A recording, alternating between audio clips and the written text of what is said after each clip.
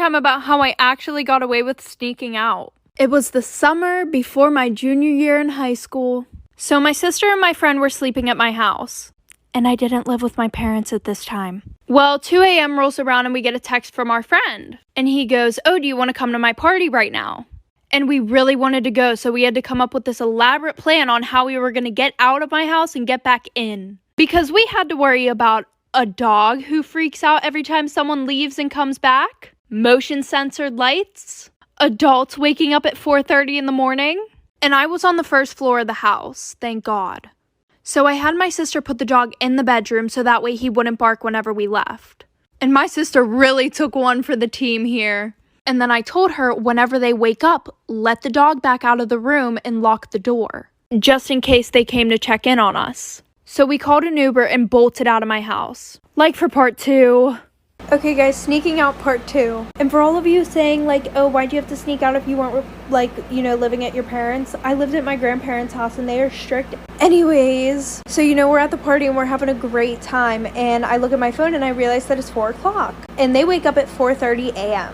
So we ordered an Uber and we had the guy drop us off down the street. So we're walking down the street and we finally get to my neighbor's house. And we can see all the lights were on in my house. And my sister's been texting me the whole time, basically saying, oh, they're awake, I hear them, OMG, like, you better hurry up. And I'm texting her, like, get the dog in the room, because he would have barked loud if he saw us. And I forget if it was me or her, but one of us had to pee really bad and peed somewhere. So we're basically on our stomachs crawling back to my house through my yard, so that way none of the motion-censored lights come on. And one of them came on, and the windows don't really have curtains, so I could see my path, like, looking outside the window. Oh, there's gonna be a part 3.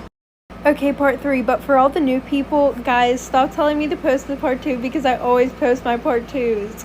Okay, so the motion-censored light comes on, and we literally stop dead in our tracks. Meanwhile, we're literally laying in the grass, like, just don't even know what to do. And there's this side door that we were gonna go through. So my sister put the dog in the room and we're just waiting for the text to run in the house when they're both upstairs. But my pap was looking outside trying to figure out why the light went on. And then I hear him say, oh, it must have just been a deer. So my sister finally texts us like 5 minutes later that, you know, they're both upstairs. And I waited so I couldn't see them in the window anymore.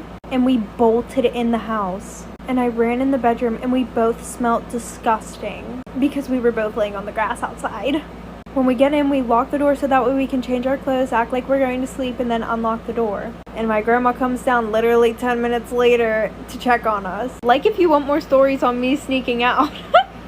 My best friend locked me in a car trunk. Story time. So when I was in middle school, I had this best friend who we're gonna name Ashley. And Ashley was pretty mean to me. She would borrow my stuff and never give it back, ask me for money and never pay me back, and she would also make fun of me in front of people to make herself seem better. But she never tried to harm me until this one day. I was at her house and she asked me to play hide and seek, so I was like, sure. But it was just the two of us, so I thought it was pretty weird. She then said before we start, she wanted to show me some of her favorite hiding spots, so I was like, okay.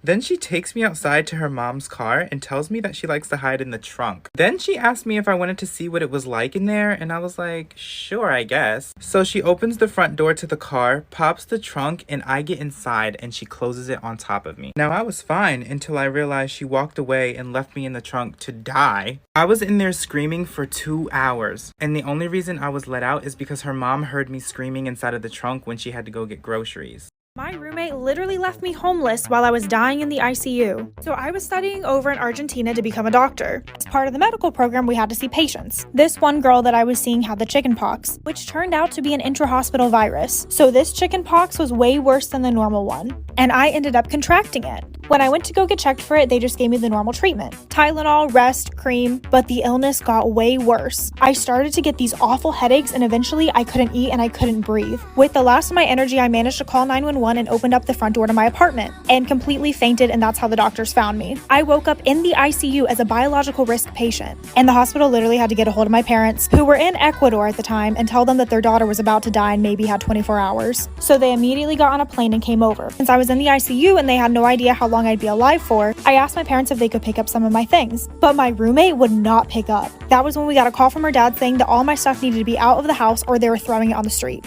Follow my Instagram.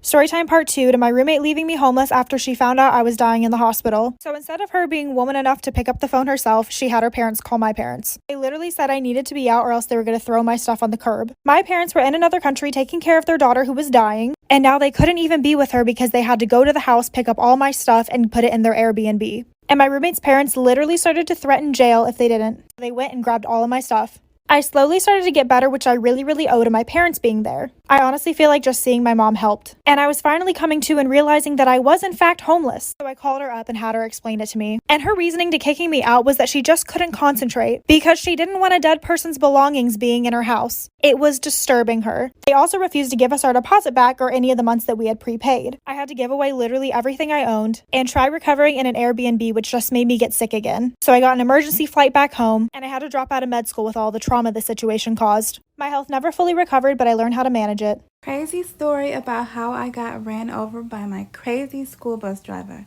So as a kid, I used to always ride the school bus, but the school bus driver, Ben, did not know how to drive. He would always get lost and would run the red light. He was also a crazy driver. One day when he was driving, he nearly crashed the school bus into an SUV. All the students were okay, but I had injured myself pretty bad that I had to report the incident to the school principal and the guidance counselor. The bus driver ended up losing his job. They had fired him. So we had gotten a new school bus driver. So 2 years later, as I'm waiting at the bus stop, I see the school bus. So when I hop onto the school bus, guess who it is? It is Ben, the crazy school bus driver. I was shocked. He looked at me upset and then he asked me, "Do you remember me?" And I said, "Yes." And then I asked, "Why are you here?" And he said that he had got his job back because the new bus driver had died. And I was like, "Do you know how to drive now?"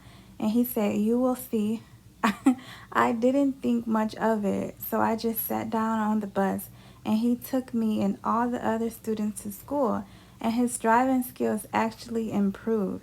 He stopped at the red light, he knew where to take us, and he followed the speed limits. So when he dropped us off, I said thank you, but he didn't say anything. He just looked at me. I thought it was weird, but I didn't think much of it. So when school was finally over, me and all the other bus riders waited for Ben to pick us up and drive us home. But he never showed up, so some of us had to walk home. So the next day, as I was walking to the bus stop, I hear a loud bus noise behind me, and before I could see what it was, boom! I passed out and I woke up in a hospital bed. The doctor explained to me what had happened. Apparently, Ben, the bus driver, ran me over. My legs broke, but luckily he got fired. But that's my story, and to this day, I will never know if he ran me over on accident or on purpose.